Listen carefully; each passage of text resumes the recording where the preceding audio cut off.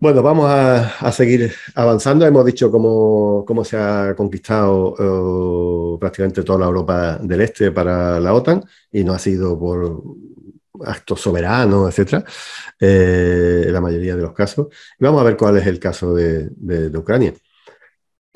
Como lo decía, esto no es entrar en un club de golf, esto es meterse en una alianza militar ofensiva y enemiga de Rusia en la misma frontera rusa.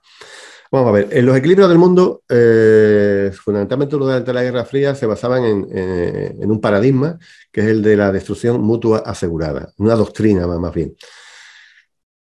¿Qué quiere decir esto?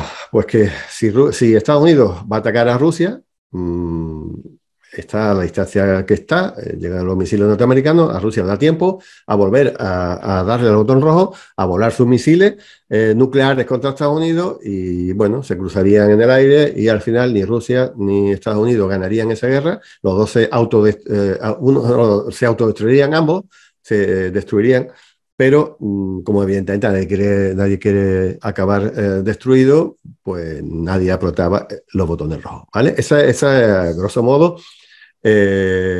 cómo se funcionaba la disuasión nuclear durante la Guerra Fría y durante el tiempo posterior a la Guerra Fría. ¿Qué es lo que está haciendo Estados Unidos? Bueno, pues lo que está haciendo es que cada día voy conquistando zonas cercanas a Rusia y voy colocando misiles nucleares, como tiene en algunos sitios de Europa y como es presumible que tenga en algunos países del este, aunque no estén tan declarados.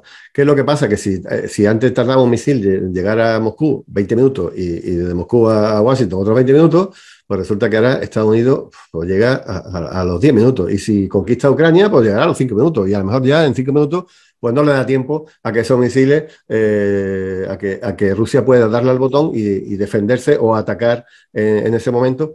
Porque además, entre otras cosas, tiene un escudo antimisiles prácticamente rodeando la frontera de Rusia. Entonces, si yo tengo escudos antimisiles por todos sitios y Rusia, yo sé que con el escudo que hay no va a poder pasar los misiles de la zona europea, pues bueno, el escudo supuestamente es defensivo porque yo enarbolo mi escudo y no me podéis dar con la espada, con el hacha, con lo que sea, pero claro, si yo me siento invulnerable, pues evidentemente ahora sí puedo atacar porque tú a mí no me vas a poder dar. Entonces se trata de romper esa idea o esa doctrina de la destrucción mutua asegurada, poniendo los misiles cada día más cerca de Estados Unidos. Sabiendo que la idea norteamericana es acabar con Rusia, no por su sistema económico, no por su política, no por nada, sino porque es muy grande y es muy rica o tiene prácticamente de todo, pues Rusia considera un problema existencial el hecho de que en Ucrania pueda haber misiles nucleares o pueda pertenecer directamente a la OTAN, puede haber estacionadas allí tropas norteamericanas, como las que hay, por ejemplo, ahora mismo en Polonia, y que en cuestión de horas pueden estar dentro de la frontera de Rusia. Eso es lo que está pasando. Claro, ¿y por qué Ucrania? Es muy lógico, muy claro, ¿no? La proximidad a Rusia tiene una frontera extensísima con Rusia. Pero, ¿por qué querían Crimea fundamentalmente? Porque es que allí estaba la flota del Mar Negro, que es el único sitio donde Rusia puede tener contacto con el Mediterráneo y sus buques pasar para lo que llaman aguas calientes en el mundo. Así, sus buques o sus submarinos nucleares, que forman parte de la triada nuclear, ¿no? que tienen las grandes potencias, pues tienen la posibilidad de salir hacia el Mediterráneo, hacia el Oriente Medio o hacia el Atlántico.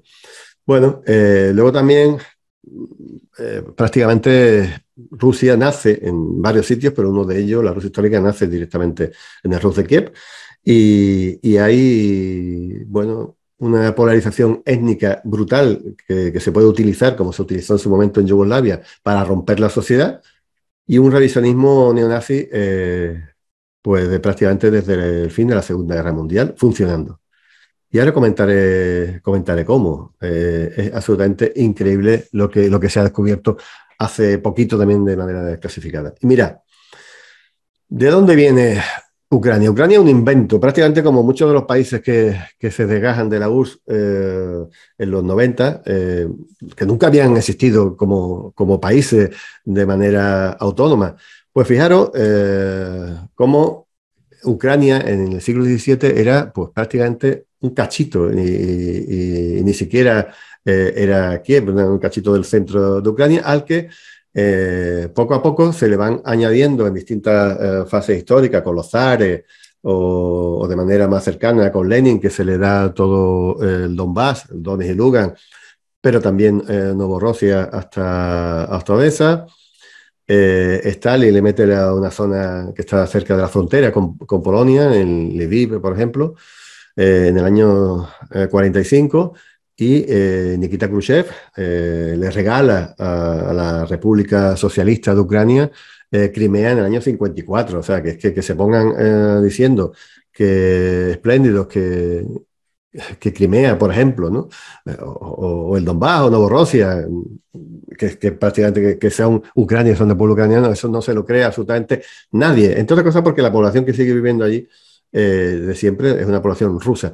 Hay que tener en cuenta que desde la caída de la URSS se quedan como 24 o 25 millones de rusos, se quedan fuera de sus países de un momento, de un día para otro. O sea, que es que esa gente en algunos países pues, han sido bien acogidos, forman parte de ellos, y en otros, cuando son minorías, pues lo que han sido es absolutamente arrinconados y machacados, como estaban haciendo en Ucrania o como intentaron hacer también en Georgia.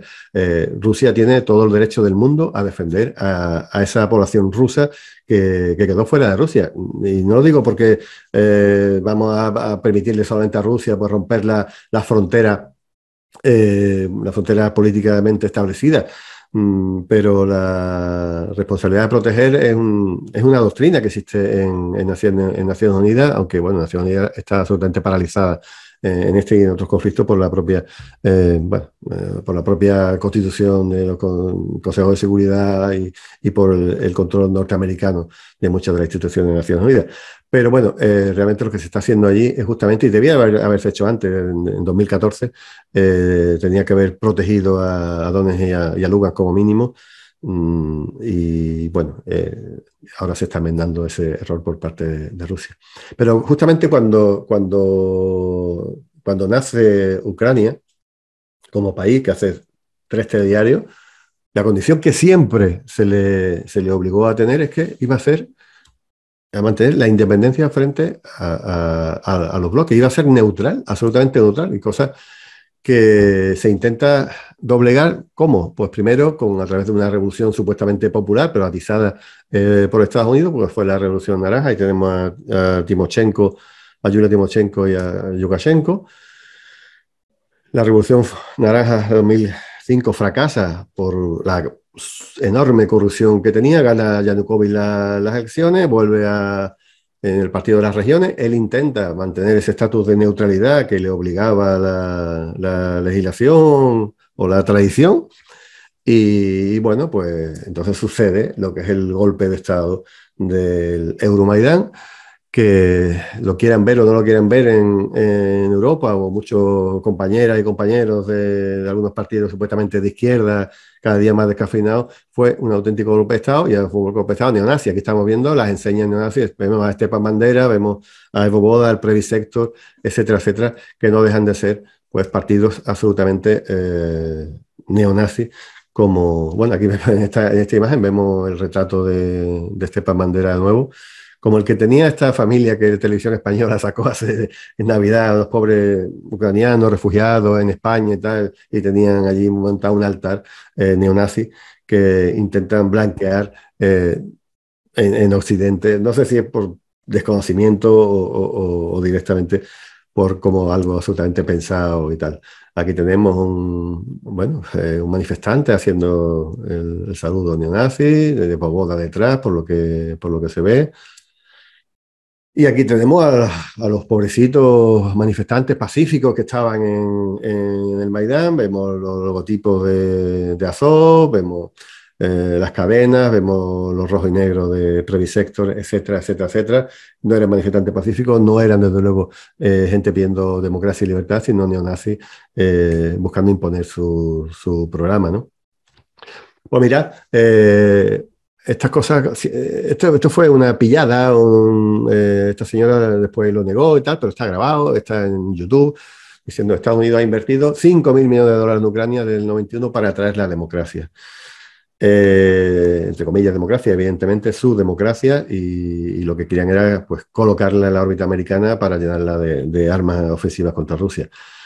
Esto estamos hablando desde el 91, pero es que antes del 91 seguían invirtiendo dinero. Aquí está la señora repartiendo bocatas en la plaza del Maidán en un acto de injerencia que no se le permitiría a ningún líder. Pero como cuento muchas veces, que es que a la plaza del Maidán de Kiev, en las protestas del 14, estuvo hasta el presidente de Murcia, del Partido Popular. O sea, que de luego es auténticamente alucinante lo que se movió allí para que esto no fracasara, ¿no? También el señor Soros, a mí no me gusta hablar mucho de Soros y tal, te hablan siempre de conspiranoicos, pero es que esta gente caen todos por los lenguaraces que son. Es que resulta que el señor Soros dijo que él había creado una fundación que había jugado un papel muy importante en lo que estaba sucediendo en Euromaidan en el 14. Él estaba pagando a gente para que, en este caso, asaltara el poder democrático. Y este mensaje también es absolutamente alucinante. Hay una llamada de Catherine Ashton a Urmas Paet, que era el ministro de Exterior de Estonia. Catherine Ashton era la Borrell de aquel tiempo, para entendernos, y es interceptada por Rusia. Las comunicaciones en los países que están al lado de Rusia, evidentemente, están todas controladas por los rusos. Y cogen esta llamada diciendo que los francotiradores que están disparando en Maidán contra la gente que se está manifestando no eran del gobierno, sino que eran de la nueva coalición que ellos habían creado con los neonazis de allí. O sea, su gente, los que estaban trabajando para ellos son los que estaban matando al personal, y evidentemente le estaban echando las culpas a Yanukovych para que, bueno, para deshumanizarlo y para cargárselo si llegaba el caso, si no llegó a huir urgentemente, ¿no? En fin, patético, ¿no? Pero bueno, eso está ahí, y simplemente todo esto lo único que hago es coger la información, mezclarla y armarme un relato que creo que es el más preciso de la situación, ¿no?